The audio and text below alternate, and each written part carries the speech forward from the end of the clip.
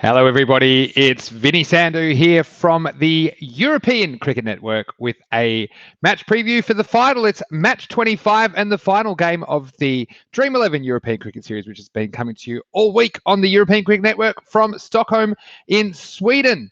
So this is a bit different from our normal match previews because this is live and you can interact with me and you can ask me questions and let us know what you thought of the Dream11 European Cricket Series, who you think is going to win the final. Now, geez, my predictions have not been very good today. I'll be the first to admit that. I predicted Shista to win the first semi, but they got knocked off by the fourth place team, SIG. And then I picked Albi Zalmi to win against PF, but Pakistan Finland did actually win that game. They actually trounced Albi Zalmi. So this is the final we've got. We've got the second place side after the round robin, PF, against SIG, who finished fourth. Let's start with SIG, who were amazing. They crawled into fourth place, really. They had the staggers. They lost their last two round robin games, but then they came against a very, very strong Shista team, and they were able to get the job done on the back of a really amazing batting performance from Mohammad Rahman. He's the only person to score a 50 in the tournament, and he was able to score another one before getting run out and set up that huge score of 96 for SIG. So this is just a reminder to let you know what is coming up on European cricket, and make sure, if you don't already, that you follow us on our Facebook, Instagram, Twitter, and our YouTube channel, ECN European Cricket Network. So we've also got an app out now on the App Store and the Google Play Store. You can follow me, Mr. Maximo, and you can let me know what you think of my predictions. And like I say all the time, 70% of the time, they're right every time. So take that as you will. And we've got some great cricket coming up for you actually tomorrow as well. So tonight we've got the final of the Dream11 European Cricket Series coming from Stockholm in Sweden. That game is going to start in just over an hour's time. So it's 4 p.m. GMT or 6 p.m. Central Europe or 9:30 p.m. in India. But then tomorrow we've got some great action coming to you from the Czech Republic. We've got the second week of the ECN Czech Super Series. There's 4 games each day. So this is a 4-team weekend, and one of these teams will go to the 5th weekend, which is the championship weekend of the ECN Czech Super Series. We've got these teams starting with the Prague CC Knights and the Vinohrady Biancos in the first game. If you want to see my preview for that game, it's already up on YouTube. Just look up our website, www.ecn.cricket, or our YouTube channel, ECN European Cricket Network. So that's coming your way all weekend. We've got heaps of cricket, and stay tuned to European cricket. We've got another Dream11 European Cricket Series coming next week from Switzerland as well. So hello to Sohail. Welcome to our live preview. And Sohail, maybe tell me who you think is going to win the final between Pakistanska and SIG. Of course. I'm still surprised that they're there, to be honest, SIG, after they were 3-3 after the round robin stage. So there's cricket coming from Czechia all weekend on ECN. So make sure you jump on and be a part of it. We also enjoy the live chat during the game, don't we? Hello to some of the live chat people if you're here. Anyway, I'm going to get to this match preview of Pakistanska versus SIG. It's coming from the Master Cricket Club in Stockholm. And let's start with some teams. And unless there's any late changes, these look like the teams we're going to have for the final. I certainly can't wait. 10 over cricket. It's about as exciting as it gets. And starting with Pakistanska Finland, who defeated Albi Zalmi 108-66 in the final. Really, they battered them out of the game. This was in the second semi-final. They'll be led by their captain, Samir Ali Khan, then Chowdhury Sher Ali, Umar Khan there as well, Tajumal Hussain, who finished off Albi Zalmi with the ball, as well as Waqas Hassan, Imam Din, Tasduk Hussain, who hit a couple of big Maximos in their innings, as well as Vance Waqas, Mohammad Bilal, who was sensational in taking 4 wickets in the innings, as well as Azim Amin, who actually looked pretty dangerous with the bat, and Zubair Aslam. So let me have a look at what Sohail says. He thinks Pakistanska, so you'll have to wait for my prediction, Sohail, but I think that's they're a very good chance of doing well in this game. So that was the Pakistanska team. Let's have a look at SIG. Now SIG, they beat Shista in a big upset. The fourth team beating the first team And it just shows you it's all about finals Friday and playing well when it matters. They'll be led by their captain and wicketkeeper, Raja Mahmood. Then they've got Faisal Azim. I think he showed some improvement today. It looked like he's had the potential to do things all week, but he had to come good today, like I said in my preview, and it looked like he did. And I was impressed with the game he put in, as well as Adil Mahmood Afzal. Now, he had an opportunity at number 4 there. It didn't really work out for him. Hopefully, he can score some runs in this game. This could be his breakout moment. Also, we've got Zulfikar Kiani, Ataullah Safi, Shazib Hassan, Muhammad Abdul Rahman, the all-rounder. We'll see him at the top of the order, and he's been one of the standout batsmen. He's been one of the batsmen that not only could hit the ball, but actually go on with it. And the fact he's made the only 2 half-centuries in the tournament, I think, is very telling. And so Hale's just saying 110 will be the target if Pakistan's can bat first. Well, I think anything over 85 or 90 batting first in a final will be very hard to catch because the pressure on the second team. And we have seen, haven't we, how the teams batting first seem to have the advantage. I wasn't sure early in the week if it was just a coincidence that the teams batting first seem to have an advantage. Often you find in the shorter formats, teams like chasing because they know exactly how aggressive they need to be. But yeah, teams batting first seem to have the wood on the teams batting second. So I'm sure it'll be a very interesting toss. We have the toss about 13 minutes away. And the toss will take place an hour before the game. So I'm sure whoever wins the toss will bat and look to put a score on the board and defend it. And we've got some bowling options there as well for SIG Tuna in Osama Salim, Kurban Ali. Kurban Ali actually has been thrown up the order to open. He's been really good actually at the top of the order. We've hardly seen him bowl actually. So Kurban Ali just shows you T10 cricket sometimes changes your role in the team. And as well as Arshpreet Singh. Well, he's been expensive at times, but he's a wicket taker. And Adnan Raza, who picked up quite a few wickets. I think picked up 4 for 17 in the semi-final, but it was towards the end again. So sometimes we call them cheap wickets. Let's see if we can do it in the final. Hello to Tyson. Nice to see you. Tyson thinks that batting first, runs on the board is key. And that's what we were just saying. And tell us what you think a good score is if you're batting first. How many do you need? I actually think 80 plus as a minimum. I think if you get 80 plus, I think you're ahead in the game, especially in a final where anything can go wrong, especially with some of the teams not having the batting depth. It's a lot of pressure on the 2, 3, or 4 recognised big hitters or recognised batsmen at the top of the order because they know if they make one mistake, if they play a rash shot, they could the cost to the team could be huge. So yeah, Tyson says Archie picks wickets. Anyone picking SIG Tuna here? Let us know in the chat. And so Hale's saying great teams will be a part of this ECL. Well, we know that we've gone up to 30 countries in 2022. So I think the hotel's going to be very busy at Lamanga. I'm looking forward to that, assuming that I haven't dropped dead from doing match previews. So Phil Bowes, hello, Phil. He says the objective of the game is hit as many sixes as possible. And I can actually tell you who's hit the most sixes in this week's Dream11 European Cricket League in Stockholm. And any guesses? And I'll give you 10 seconds in the chat. Who do you think's hit the most sixes this week as an individual batsman? I should have had some music if we were going to do this. Well, I can tell you that... Oh, Tyson, there's a little... filler. Tyson says he picks SIG Tuna if they bat first. Well, yeah, I'm sure they'll be relying on Rahman to get most of their runs. I think if he fails, someone else is going to have to step up to the plate, whether it's Faisal Azim or perhaps Adil if he gets another shot at number 4. Scott Edwards, yeah, that's good. Phil, I'm talking about this week's tournament. I'm sure you've been following it. And hello to Phil. He's still reeling from me beating him at darts, I think, in Germany. But...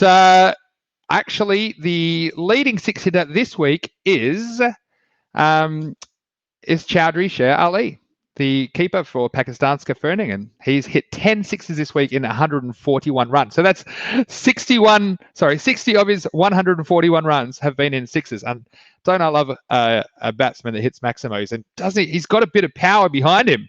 Just tells you if you're batting, maybe stay out of the gym, you hit the ball further. So Hale's asking some questions as well. What are you saying? So Claire's saying hands down SIG Tuna for the win. So there you go, Claire. Where are you watching from, Claire? It's nice to see some SIG Tuna supporters here. So Hale says, did you enjoy the Swedish games? Have I watched any games? Or if you're talking to me, I've watched plenty of games. Trust me, but I've enjoyed it. I love the 10 over format. There's no dead time. And I love some of the running between the wickets. It's been crazy. And I love the craziness. What are your favorite bits during the week? I liked when they pinched a 3, when the ball went about 3 or 4 meters and they kept running. There was that catch, that actual amazing catch last night, the one-handed catch by Zia from Elbizalmi. And he just stuck the landing like a gymnast in the Olympics. So we've seen some interesting cricket, let's say, but we sure have seen some great cricket as well. And I love the straight hitting as well, especially by some of the Elbizalmi team. That's been just sublime, really, because you see a lot of people hitting across the line, but when you see someone hitting straight and true, it's just beautiful. It doesn't matter what level of cricket you're at, and I've certainly enjoyed this. I appreciate all your comments. I'm going to keep coming off now. We'd love to have a tie, by the way. So do we know in a tie what happens? So in a tie, we have a 1-ball golden ball tiebreaker where the batting team has to score 2 runs. If they don't, then they lose.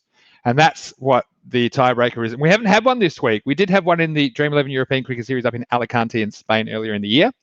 So let's see. Maybe it'll happen in the final. Geez, that'll be pretty cool.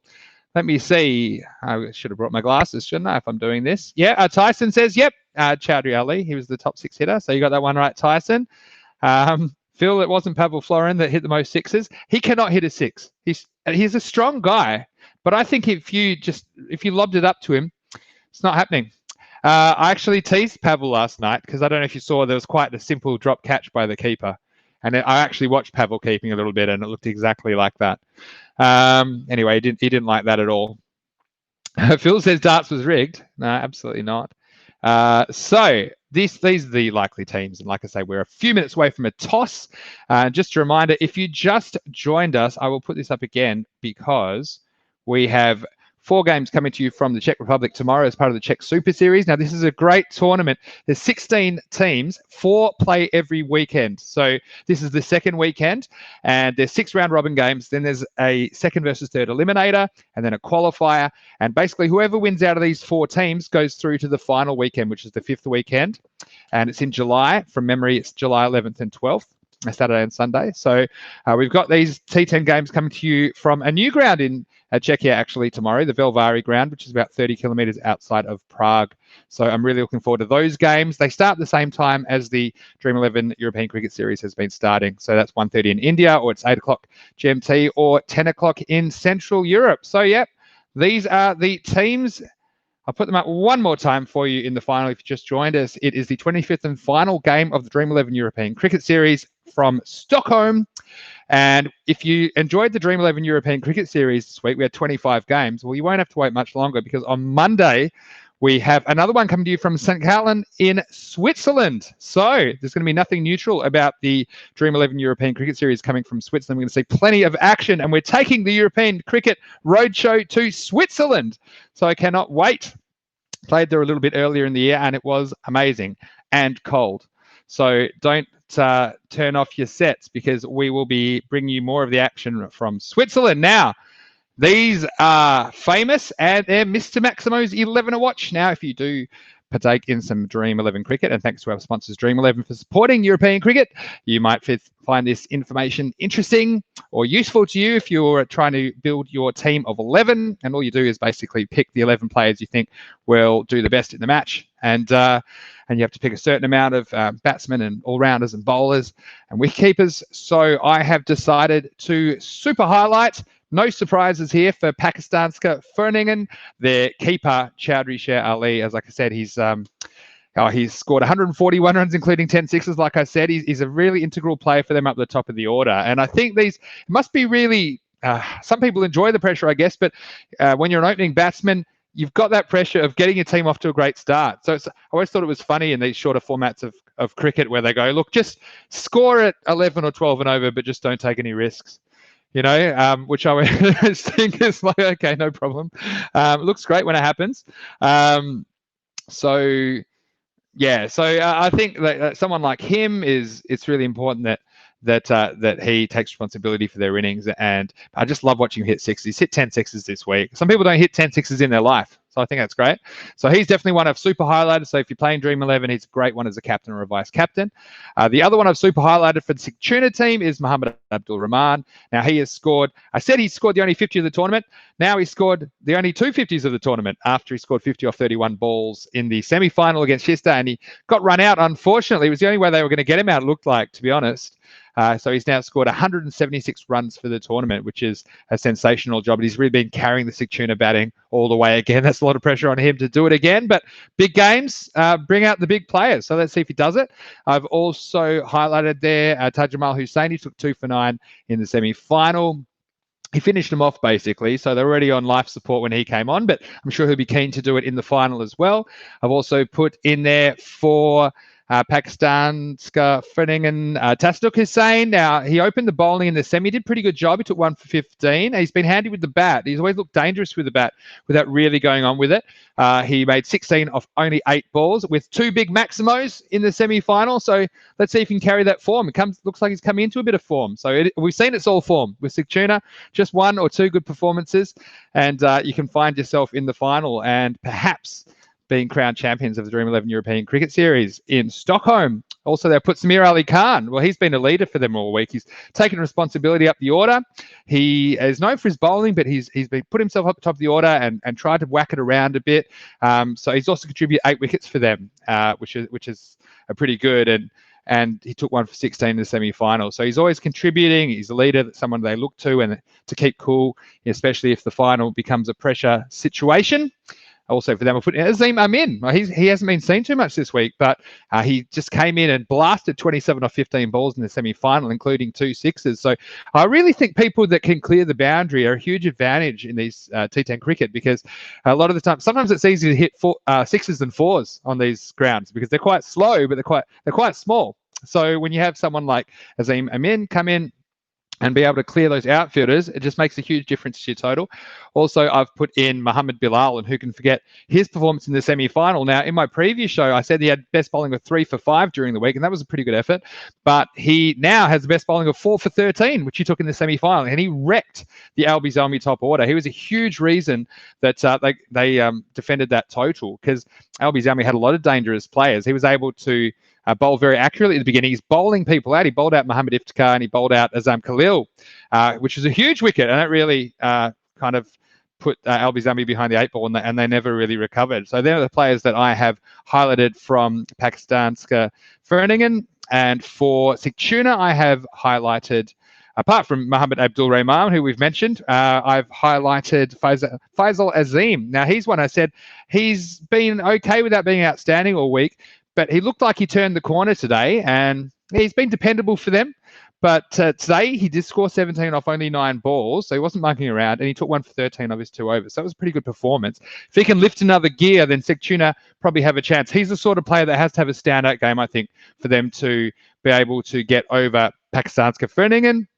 I've also put in there Adil Mahmood Afzal, who is probably going to bat in the top 4, and he hasn't scored too many runs yet. But this just could be his game, I think, especially if one of their other batsmen falters, because he hasn't had many opportunities either because of just the nature of the games they've played. So I'm sure he'd love to get amongst the runs and justify his selection. I've also put in there Kurban Ali. Well, like we said earlier in this preview, he's probably known as a bowler, but they've thrown him up the top of the order and he's responded. So he's picked up a couple of wickets in the tournament, but he's hit over 100 runs and he's another big hitter. So he's hit 5 sixes in the tournament, which I really look for when I'm selecting these players. He scored 18 at a run of ball in the semi-final, so I'm sure we'll see him at the top of the order again. And wouldn't he love to get off a great start against PF? And finally, Adnan Raza. So he came into the wickets in the semi-final. He's another one, perhaps, who we didn't see a lot of or the best of earlier in the week, but he picked up 4 for 17 in the semi-final.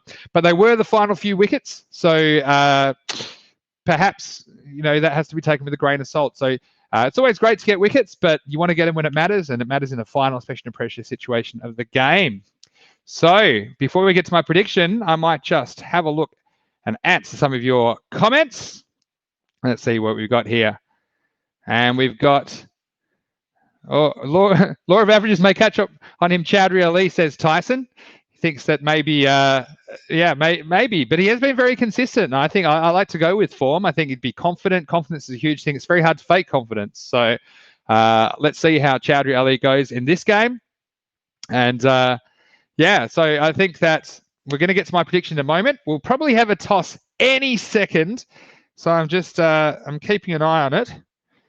But I've got my men on the ground down there. But like I said, whoever wins the toss, I think they'll want to bat first. And they'll want to put a score on the board. I say minimum 80. If they can get close to 100, it's going to be very difficult, especially because you create the kind of nervous energy in the batsman where they know that one mistake and they could be back in the shed. And we've seen some huge collapses in this tournament as well, like 7 wickets for 4 runs and things like that. So they will certainly find it interesting, whatever happens. And give us your feedback at European Cricket, at what you thought of the Dream11 European Cricket Series or places you'd like us to go. We've certainly got lots of plans to bring you more cricket on the European Cricket Network, and we hope you've enjoyed it.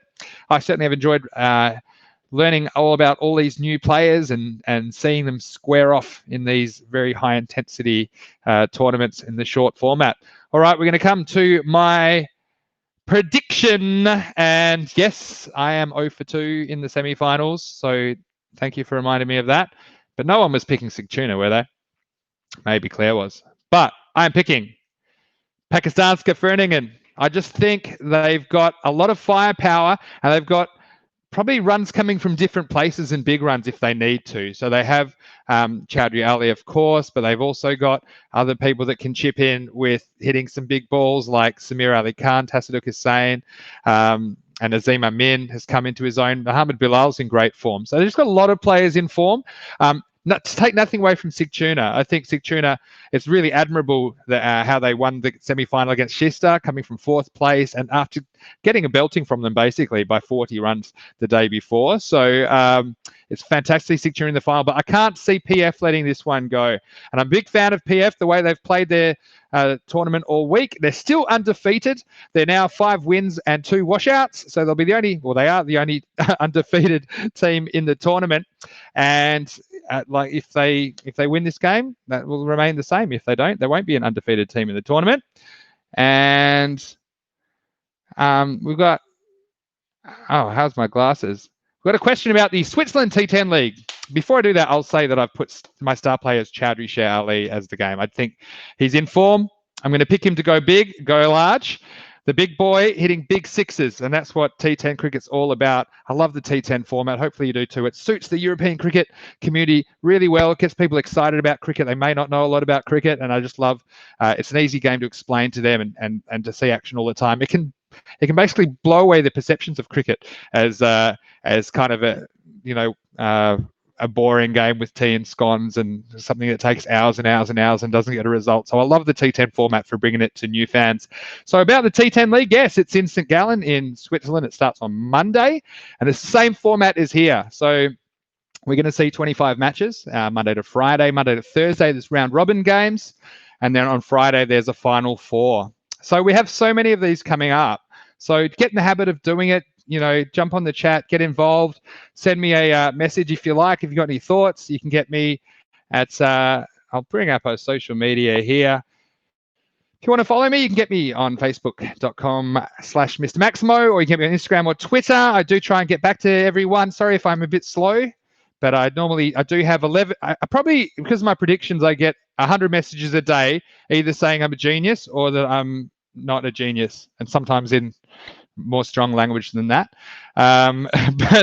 So we do appreciate your feedback. But yeah, like I say, take my predictions with a grain of salt. And if we knew what was really going to happen, then it wouldn't be as fun, would it? So this is what it's all about. And we hope you've enjoyed the unpredictability of the Dream11 European Cricket Series. And it will all happen again tomorrow in the Czech Republic with the ECN Czech Super Series, where those 4 teams will be vying to be the qualifier for the 5th weekend. So they are my predictions. We hope you enjoyed the show. It was certainly great to bring it to you.